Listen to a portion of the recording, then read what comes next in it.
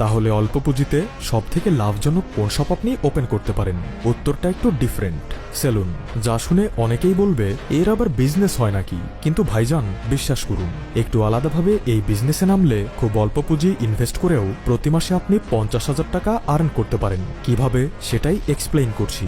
যখন আপনি কোনো সেলুনে যান, তখন নিশ্চয়ই সেখানে আগে থেকেই 4-5 জনের সিরিয়াল দেখতে পান, যেখানে তারা ইচ অ্যান্ড এভরিওয়ানের জন্য মিনিমাম 100 টাকা নেয়। আর এতে তাদের খরচাটা কি হয়? সামান্য কারেন্ট বিল, দোকান ভাড়া আর কিছুটা সময়, ব্যাস এটুকুই বলতে পারেন। তারা যা ইনকাম করে তার পুরোটাই তাদের লাভে থেকে যায়। তাই যদি আপনি 2000 টাকার দোকান ভাড়ায় 3টি শপ নেন এবং সেখানে কর্মচারীর সাহায্যে চুল কাটার ব্যবস্থা করে দেন, আর দিনে যদি প্রতিটা দোকানে মাত্র 2000 টাকাও আর্নিং হয়, তবে তার 1000 নেবে কর্মচারী, 1000 নেবেন আপনি। এভাবে 3টি দোকান থেকে মাসে আসবেন 90,000, 20,000 টাকা সমস্ত আনুষঙ্গিক খরচ। তাহলে আপনার কাছে রইল 70,000 টাকা। ব্যবসাটা একটু নিচু মনে হতে পারে, কিন্তু প্রচুর লাভ রয়েছে এতে। আর জানেন তো, কাজের মাঝে কোনো ছোট বড় হয় না। এর জন্যই দেখবেন আজকাল প্রচুর উদ্যোক্তা, এন্টারপ্রেনিয়াররা এই বিজনেসের মাঝে এন্টার করছে এবং রাতারাতি প্রচুর টাকার মালিক হয়ে উঠছে।